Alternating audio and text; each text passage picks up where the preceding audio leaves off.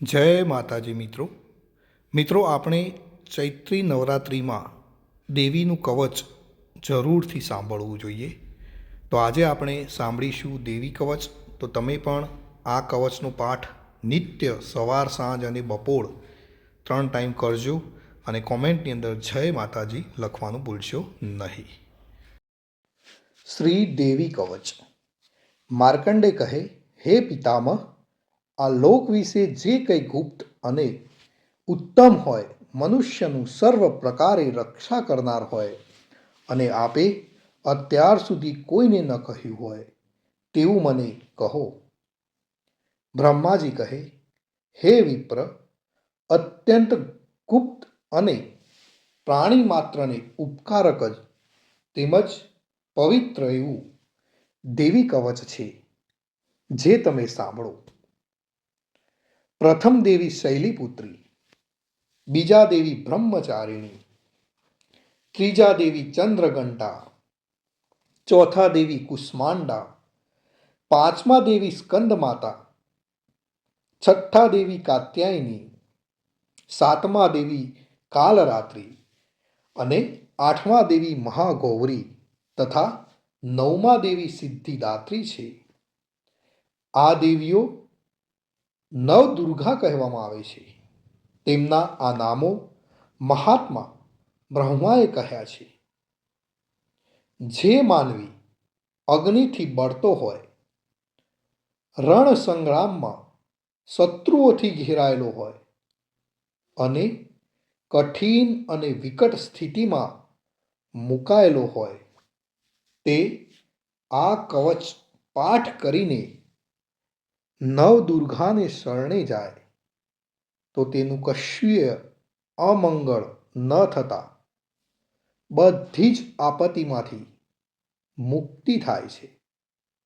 તેને શોક, દુઃખ અને ભય આવતા નથી. જે મનુષ્ય ભક્તિથી દેવીનું સ્મરણ કરે છે, તેની દરેક પ્રકારે અભિવૃદ્ધિ થાય છે. હે દેવેશ્વરી, જે તમારું સ્મરણ કરે છે તેનું તમે રક્ષણ કરો છો, તેમાં કોઈ શંકાને સ્થાન નથી. એટલે પ્રેત પાડા ઉપર બેઠેલ દેવી ચામુંડા, મહિષ પાડા ઉપર બેઠેલ દેવી વારાહી અને હાથી ઉપર આરૂઢ દેવી ઐન્દ્રી અને ગરુડ ઉપર બેઠેલા દેવી વૈષ્ણવી શક્તિ છે. વૃષભ પોઠિયા ઉપર આરૂઢ દેવી મહેશ્વરી છે અને મોરના વાહનવાળા દેવી કૌમારી છે. હસ્તમાં કમળને ધારણ કરનાર એવા હરિને પ્રિય દેવી લક્ષ્મી કમળના આસન ઉપર બેઠેલ છે. શ્વેત રૂપ ધારણ કરનાર એવા વૃષભના વાહનવાળા દેવી ઐશ્વરી છે. સર્વ આભૂષણોથી સુશોભિત દેવી બ્રહ્માણી હંસ ઉપર બેઠેલ છે. આ બધી નવશક્તિઓ યોગ શક્તિવાળી અને અનેક પ્રકારના અલંકારોથી તેમજ રત્નોથી શોભી રહી છે. આ સર્વ શક્તિઓ ક્રોધિત થઈ રથમાં બેઠેલ છે.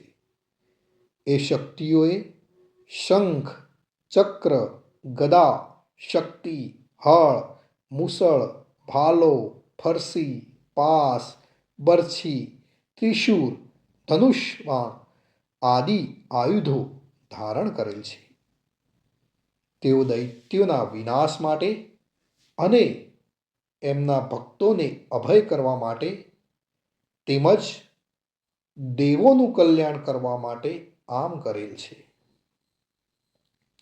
હે દેવી મહારૌદ્રા, હે મહાન ઘોર પરાક્રમવાળા, હે મહાન બળવાળા, મહા ઉત્સાહવાળા અને મોટા ભયનો નાશ કરનારા એવા દેવી, હું આપને પ્રણામ કરું છું. મુશ્કેલીથી જોઈ શકાય તેવા અને શત્રુઓનો ભય વધારનાર દેવી મારું રક્ષણ કરો. પૂર્વમાં ઐન્દ્રી દેવી અને અગ્નિકોણમાં આગ્નેય દેવી મારું રક્ષણ કરો. દક્ષિણ દિશામાં વારાહી દેવી, નૈઋત્ય કોણમાં ખડગધારિણી દેવી, પશ્ચિમ દિશામાં વારુણી દેવી અને વાયવ્ય કોણમાં મૃગવાહિની દેવી મારું રક્ષણ કરો. ઉત્તર દિશામાં કૌમારી દેવી, ઈશાન ખૂણામાં ત્રિશૂળધારિણી દેવી, ઉપર આકાશ આદિ ભાગમાં બ્રહ્માણી દેવી અને નીચેના ભાગે વૈષ્ણવી દેવી મારું રક્ષણ કરો. આ રીતે પ્રેતના વાહનવાળા ચામુંડા દસેય દિશાઓમાં તેમજ મારી આગળની બાજુએ જયાદેવી અને પાછળની બાજુએ વિજયાદેવી મારું રક્ષણ કરો. મારી ડાબી બાજુએ અજિતા દેવી, મારી જમણી બાજુએ અપરાજિતા દેવી, મારી શિખાનું ઉદ્યોતિ દેવી રક્ષણ કરો. અને મારા મસ્તક ઉપર રહી ઉમાદેવી મારું રક્ષણ કરો.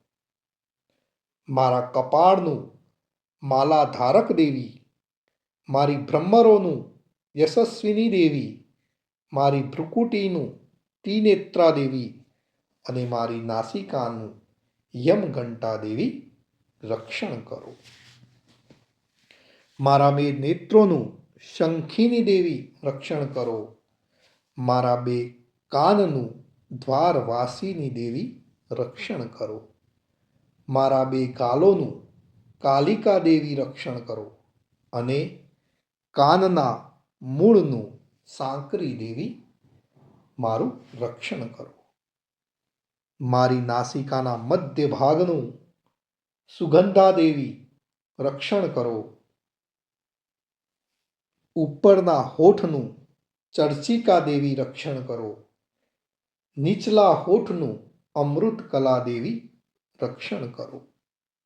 અને જીભનું સરસ્વતી દેવી રક્ષણ કરો. મારા દાંતનું કૌમારી દેવી રક્ષણ કરો. કંઠ પ્રદેશનું ચંડિકા દેવી રક્ષણ કરો. દાઢીના નીચેના ભાગનું ચિત્રઘંટા દેવી અને તાળવાનું મહામાયા દેવી રક્ષણ કરો. મારી દાઢીનું કામાક્ષી દેવી, વાણીનું સર્વમંગલા દેવી, ગળાનું ભદ્રકાળી દેવી અને કરોડરજ્જુનું ધનુર્ધરી દેવી રક્ષણ કરો. મારા કંઠના બહારના ભાગનું નીલગ્રીવા દેવી રક્ષણ કરો. અન્નનળીનું નલકબૂરી દેવી રક્ષણ કરો. બે ખભાઓનું ખડગધારિણી દેવી રક્ષણ કરો. અને બે બાહુઓનું વ્રજધારિણી દેવી રક્ષણ કરો. મારા બે હાથોનું દંડિની દેવી રક્ષણ કરો. આંગળીઓનું અંબિકા દેવી રક્ષણ કરો. મારા નખોનું સુલેશ્વરી દેવી રક્ષણ કરો. અને કુક્ષીનું નલેશ્વરી દેવી રક્ષણ કરો. મારા સ્તનોનું મહાદેવી રક્ષણ કરો. મારા મનનું શોકનાશક દેવી રક્ષણ કરો. હૃદયનું લલિતા દેવી રક્ષણ કરો. અને ઉદરનું ત્રિશૂળધારિણી દેવી રક્ષણ કરો. મારી નાભીનું કામિની દેવી રક્ષણ કરો. ગૃહભાગનું ગૃહેશ્વરી દેવી રક્ષણ કરો. લિંગનું પૂતના કામિકા દેવી રક્ષણ કરો. અને ગુદાનું મહિષવાહિની દેવી રક્ષણ કરો. મારી કેળનું ભગવતી દેવી, બે ઘૂંટણોનું વિંધ્યવાસિની દેવી, બે જાંગોનું સર્વ મનોરથ પૂર્ણ કરનાર મહાબળવાન દેવી રક્ષણ કરો. મારી પગની ઘૂંટીઓનું નારસિંહી દેવી રક્ષણ કરો. પગના પાછળના ભાગનું તૈજસી દેવી રક્ષણ કરો. પગની આંગળીઓનું શ્રી દેવી અને પગના તળિયાનું તલવાસીની દેવી રક્ષણ કરો. મારા નખનું દ્રષ્ટા કરાલી દેવી, કેસનું ઊંચા લાંબા કેસવાળા દેવી, રૂવાટાના છિદ્રોનું કૌબેરી દેવી અને ચામડીનું વાઘેશ્વરી દેવી રક્ષણ કરો. મારા લોહી, મજ્જા, ચરબી, માંસ, હાડકાનું પાર્વતી દેવી રક્ષણ કરો. મારા આંતરડાનું કાલરાત્રિ દેવી અને પિત્તનું મુક્તેશ્વરી દેવી રક્ષણ કરો. મારા હૃદય કમળમાં પદ્માવતી દેવી રક્ષણ કરો. કફનું ચૂડામણી દેવી રક્ષણ કરો. મારા નખોના તેજનું જ્વાલામુખી દેવી રક્ષણ કરો અને સર્વ સાંધાઓનું અભેદા દેવી રક્ષણ કરો. મારા વીર્યનું બ્રહ્માણી દેવી, છાયાનું છત્રેશ્વરી દેવી રક્ષણ કરો અને અહંકાર, મન, બુદ્ધિનું ધર્મચારિણી દેવી રક્ષણ કરો. મારા પ્રાણ, અપાન, વ્યાન, સમાન, ઉદાન એ પ્રાણોનું વ્રજહસ્તા દેવી અને પ્રાણનું કલ્યાણ શોભના દેવી રક્ષણ કરો. મારા રૂપ, રસ, ગંધ, શબ્દ, સ્પર્શનું યોગિની દેવી રક્ષણ કરો અને સત્વ, રજ, તમ ગુણોનું નારાયણી દેવી નિરંતર મારું રક્ષણ કરો. મારા આયુષ્યનું વારાહી દેવી રક્ષણ કરો. ધર્મનું વૈષ્ણવી દેવી રક્ષણ કરો અને યશ, કીર્તિ, લક્ષ્મી, વિદ્યાનું ચક્રીની દેવી રક્ષણ કરો. મારા ગોત્રનું ઇન્દ્રાણી દેવી રક્ષણ કરો. મારા પશુઓનું ચંડિકા દેવી રક્ષણ કરો.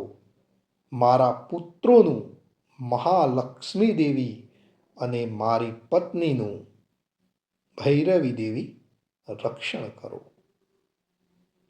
મારા પંથનું સુપથા દેવી, મારા માર્ગનું ક્ષેમ કરી દેવી, રાજદ્વારમાં મહાલક્ષ્મી દેવી અને યુદ્ધમાં જયવર્ધિની દેવી રક્ષણ કરો. જે સ્થાન વિશે આ કવચમાં કહેવામાં આવ્યું ન હોય તેમજ રક્ષા વિનાના તે સ્થાનમાં પાપનાશીની જયંતી દેવી મારું રક્ષણ કરો.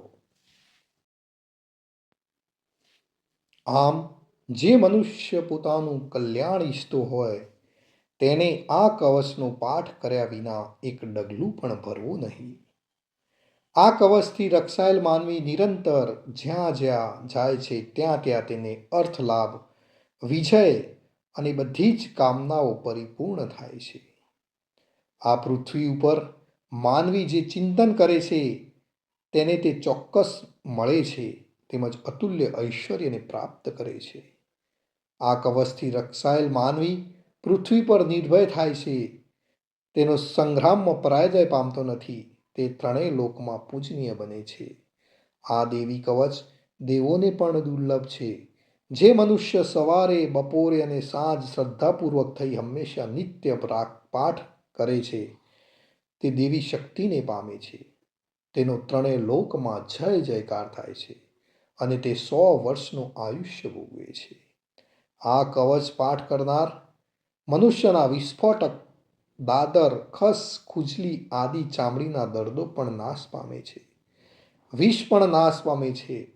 મારણ મોહન ઉચાટન મંત્ર તંત્ર વિદ્યાથી પૃથ્વી પરના આકાશના જળમાંના ઉત્પન્ન થનારા અને દંશ દેનારા જંતુઓ અને કુળના દુષ્ટ દેવતાઓથી થયેલ દોષો તેમજ માલા શાકીની ડાકીની ક્રૂર ગ્રહો ભૂત પિશાચ યક્ષ ગંધર્વ રાક્ષસો બ્રહ્મ રાક્ષસો વેતાલ કુષ્માંડ ભૈરવ આદિ વગેરેના દોષો અશુભો આ કવચ ધારણ કરનારને લાગી શકતા નથી. તેના દર્શન માત્રથી જ નાશ પામે છે, અગર તો નાસી જાય છે. કવચ ધારણ કરનારને શ્રેષ્ઠ માન, તેજની વૃદ્ધિ, રાજ્ય ઐશ્વર્ય અને કીર્તિ પ્રાપ્ત થાય છે. જે આ કવચનો પાઠ કર્યા પછી ચંડી પાઠ કરે છે તો તેનો યશ વધે છે. જ્યાં સુધી પર્વત વન ઉપવન સહિત પૃથ્વી રહે છે ત્યાં સુધી તેની પુત્ર પૌત્રાદિ સંતાન વંશ કાયમ રહે છે. મહામાયાની કૃપાથી તે મૃત્યુ બાદ પણ દેવોને દુર્લભ એવું શાશ્વત સ્થાન મેળવે છે. તે શ્રેષ્ઠ રૂપ મેળવીને શિવની સાથે આનંદ કરે છે. તો મિત્રો, આપણે અહીં આપણું દેવી કવચ પૂર્ણ કરીએ છીએ.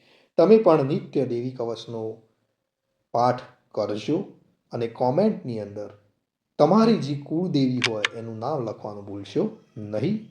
જય માતાજી મિત્રો, જય માતાજી. દેવી સર્વનું રક્ષણ કરે.